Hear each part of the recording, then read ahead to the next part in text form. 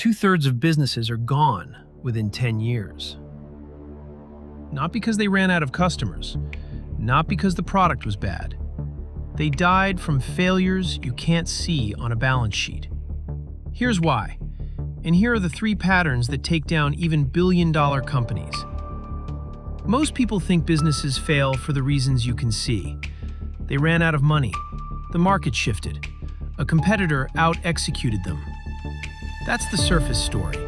It's rarely the real one. Look at the data. Roughly 1 in 5 businesses close within a year. Half are gone by year 5, 2/3 by year 10. Those are ordinary businesses, the ones nobody writes documentaries about. But here's what should stop you. The same patterns that killed those small companies are the exact patterns that killed Theranos, FTX, and Wirecard. The zeros are different. The failure is identical. Every company runs on 2 things at once: the story it tells the world, and the structure underneath that story. When those 2 drift apart, the company doesn't die right away. It dies slowly, invisibly, until the gap snaps shut all at once. That's the pattern.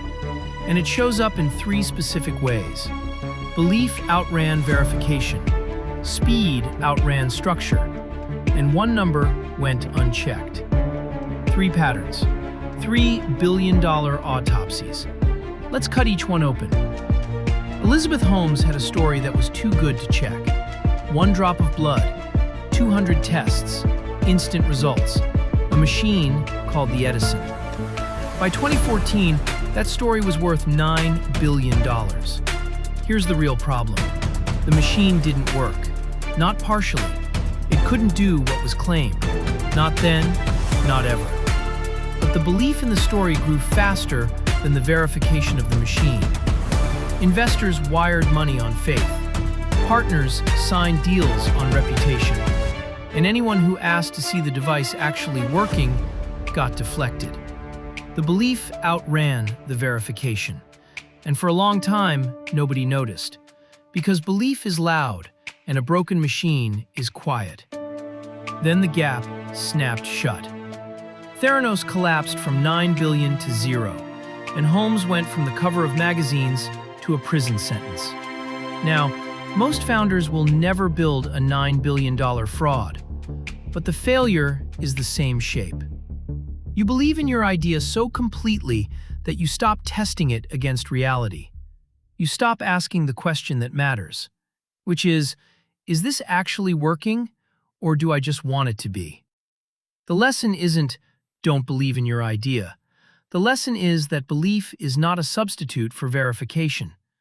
The most expensive sentence in business is, I just know it's going to work. Sam Bankman-Fried built FTX into one of the fastest-growing crypto exchanges on Earth, valued at $32 billion at its peak. The growth was real. What wasn't real was the structure underneath it. Here's the part most people miss. FTX and its trading arm, Alameda, were supposed to be separate. They weren't. Customer money, around $10 billion of it, was quietly moved into Alameda to cover losses and fund bets. There were no walls, no separation, no controls, just speed. Then customers got nervous and tried to pull their money out, and that's when the truth surfaced. The money wasn't there. An $8 billion hole exposed in days. A $32 billion company gone in a week. Now look at what happened before the collapse. The growth masked the missing structure. As long as money was flowing in, nobody asked the hard questions. Growth was the excuse for not building the controls.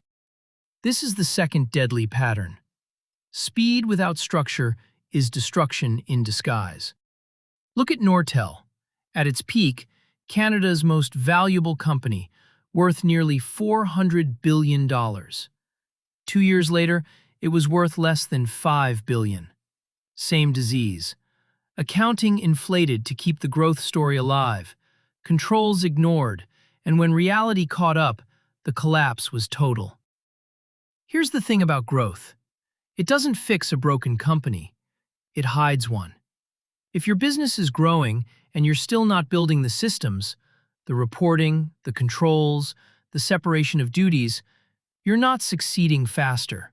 You're failing faster, with more zeros attached. Wirecard was Germany's fintech darling, a 24 billion euro payments company, audited, regulated, and listed on the DAX. It had one number everybody trusted: 1.9 billion euros in cash, supposedly sitting in escrow accounts in the Philippines. The only problem? The cash never existed. Auditors signed off on it for years. Regulators missed it. Investors priced it into the stock. And for the longest time, the only people who knew the truth were the ones doing the hiding. Then one journalist kept asking. Eventually, the whole thing unraveled in days. The CEO was arrested. The company filed for insolvency, and a 1.9 billion euro line item simply vanished. This is the third pattern, and it's the quietest killer: the unchecked assumption. One critical number everyone trusts and nobody verifies. Notice, this isn't a fraud story at its core. It's a discipline story. Theranos had the same failure. The 200 tests claim was the unchecked assumption. Anyone who asked to verify it got deflected. In your own business, you have a number like this. The number you quote to investors, to yourself, to your team, without actually checking it. Maybe it's your retention rate. Maybe it's your runway. Maybe it's how much customers love the product. The most dangerous number in any company is the one everybody trusts and nobody verifies.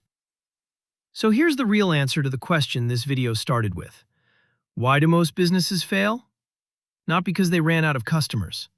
Not because the product was bad, but because of a structural failure nobody was willing to look at. Belief outran verification. Speed outran structure. And one number went unchecked. The companies that survive aren't the ones with the best story. They're the ones that keep the story honest. They test what they believe. They build the controls before the growth demands them. And they verify the number that matters most, even when it's the one they're most afraid to check. That's the difference between a company that lasts and a company that collapses. If this breakdown gave you a new way to look at your own business, here's what to do next. Watch the next case study, because every company we open up teaches a different way to fail, and the next one might be the one that saves yours. Subscribe to $1 Billion Autopsy so you don't miss it. We don't do gossip or shortcuts. We do disciplined teardowns of why companies collapse, so yours doesn't.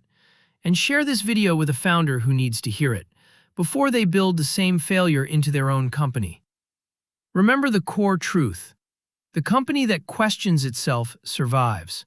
The one that never does becomes the next case study.